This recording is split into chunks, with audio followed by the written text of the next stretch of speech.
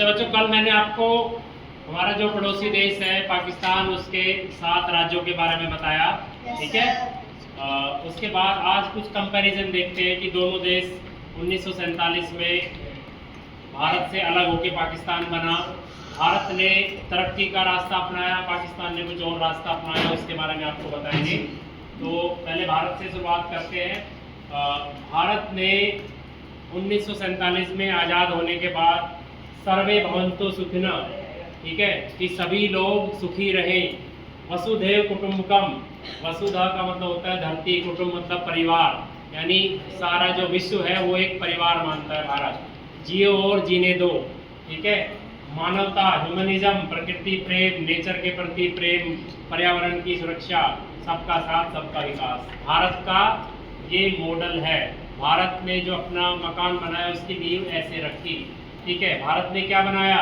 IIT, Indian institute of technology, ये इसकी शुरुआत करी 1951 में। ठीक है। IIT खड़गपुर जो वेस्ट बंगाल में पड़ता है, और इंजीनियरिंग, टेक्नोलॉजी, रिसर्च और वर्ल्ड लेवल की एजुकेशन की शुरुआत इससे हुई। उसके बाद IIM, Indian institute of management, repeat करेंगे, इंडियन इंस्टीट्यूट ऑफ मैनेजमेंट। ठीक है। 1961 में शुरुआत कहाँ से हुई है? अहमदाबाद और कोलकाता।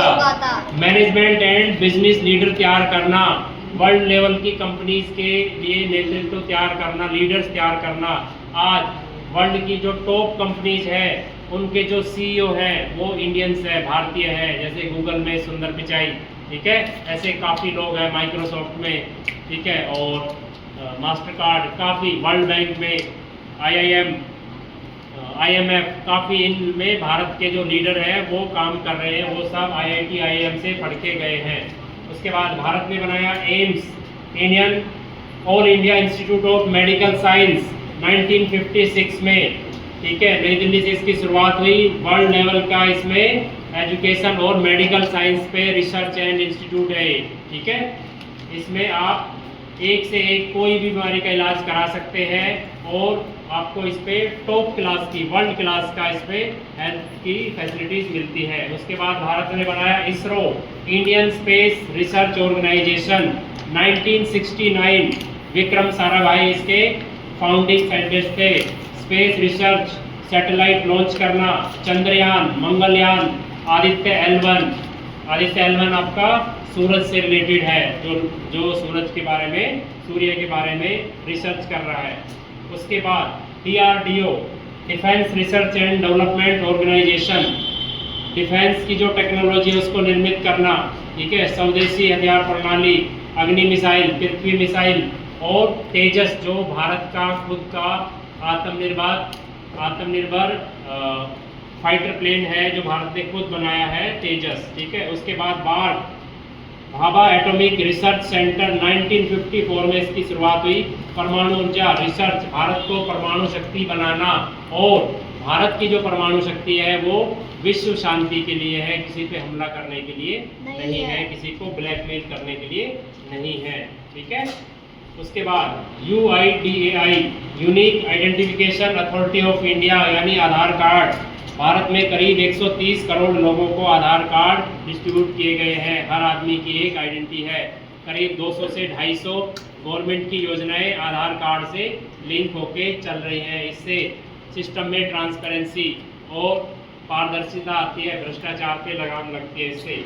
उसके बाद भारत ने बनाया IGNOU, Indira Gandhi national open university, यानी डिस्टेंस लर्निंग की दुनिया की सबसे बड़ी ओपन यूनिवर्सिटी। ठीक है। और इसमें आप दुनिया के सबसे ज़्यादा कोर्सेज अवेलेबल है जो आप डिस्टेंस से कर सकते हैं। भारत ने बनाया EVM, कम से कम भी 20, 30, 50 करोड़ लोग एक दिन में ही वोट कर सकते हैं, इलेक्ट्रॉनिक वोटिंग मशीन।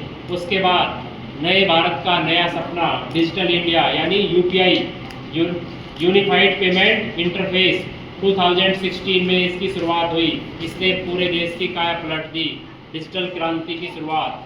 आज आप 24/7 किसी को भी पेमेंट कर सकते हैं, किसी को भी दे सकते हैं। रेडी रिक्शा से लेके बड़े बड़े हॉल, मॉल, सभी जगह पर आज UPI की धूम है। 50 करोड़ ट्रांजैक्शन एक दिन में हो रहे हैं।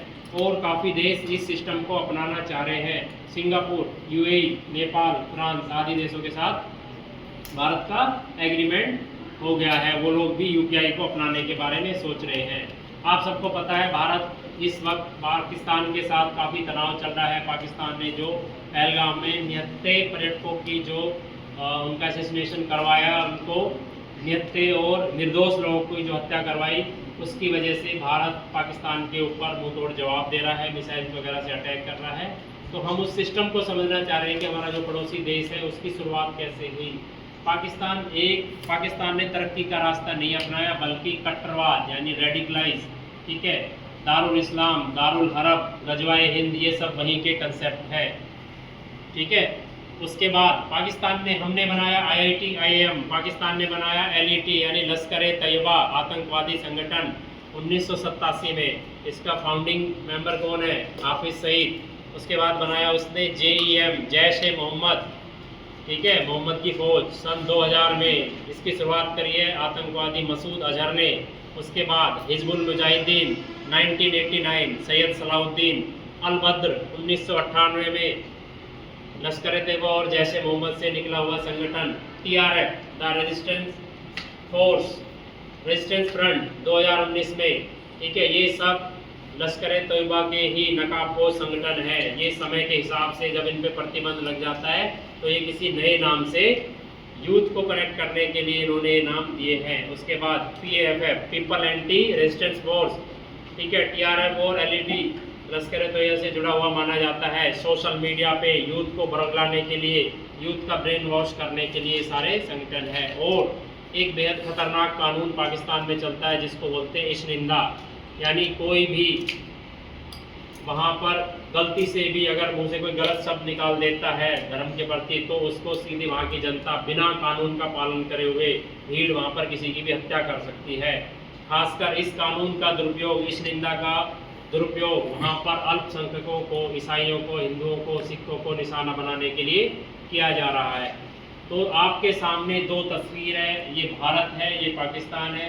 पाकिस्तान ने आतंक का रास्ता अपनाया, भारत ने विश्व कल्याण का, मानवता का, प्रकृति प्रेम का रास्ता अपनाया। आज भारत विश्व की चौथी बड़ी अर्थव्यवस्था है, ठीक है, और पाकिस्तान कर्ज में डूबा हुआ एक कंगाल और बर्बाद देश बन चुका है। तो आपके सामने है, हमेशा मानवता और सच्चाई का रास्ता बेहतर होता है, आतंक का रास्ता बाद में हारता है, सत्य की जीत होती है और असत्य की हमेशा हार होती है। तो आई होप आज के इस वीडियो से आप काफ़ी कुछ समझने में आपको मदद मिली होगी, ठीक है। समझ में आ गया सारा? Yes sir. Okay, done.